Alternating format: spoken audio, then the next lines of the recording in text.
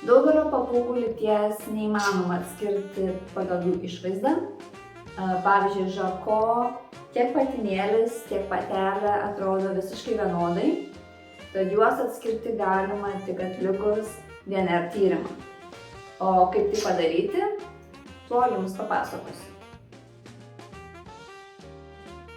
Lietuvoje yra vietų, kurie paima tyrimą ir siunčia jį į užsienį, tačiau tai galite padaryti ir patys.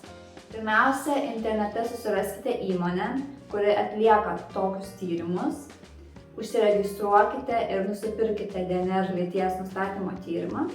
Vienos įmonės prašo atsispausdinti tyrimo blanką, kitoms užtenka, jeigu užrašote papūgos duomenis tiesiog ranka.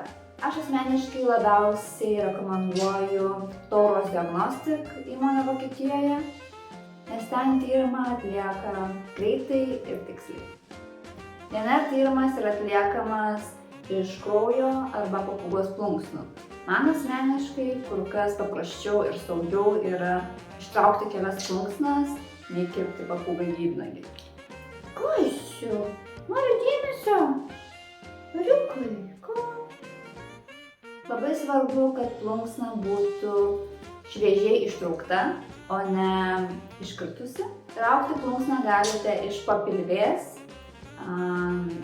kad mažiau matytųsi ir netaip skaudėtų. Jokių būdų netraukite skraidimo plunksnų iš sparnų ir uodegos, nes tai tiesiog per daug skausminga.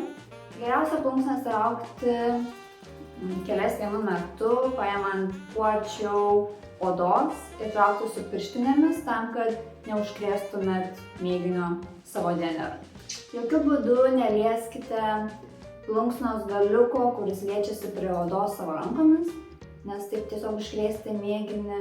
Ir prie lapo klijuokite tik pačią plunksną, galiuko nelieskite, palikite jį laisvą. Tam, kad nereikėtų tyrimo kartoti ir siųsti antrą kartą. Plunksnas galite klijuoti prie popieriaus, kaip kad aš darau, arba įdėti plastikinius užtraukiamus maišelius kartu su papūgos informacija. Tada tiesiog viską sudėkite į voką, užklijuokite, užrašykite laboratorijos adresą ir išsiųskite. Koščiu, mariukai. Stenkitės išsiųsti tą pačią dieną, kad tyrimas būtų kuo šviežesnis. Maždaug po savaitės arba 2, klauso, kur siunčiate, galėtumėte gauti tyrimo rezultatus elektroniniu būdu per savo elektroninį paštą arba telefonu. Ir tiek, ar ne, daryti? Taip, tu irgi turėjai DNR pasidaręs, ar ne? Taip. Na ką, sėkmės.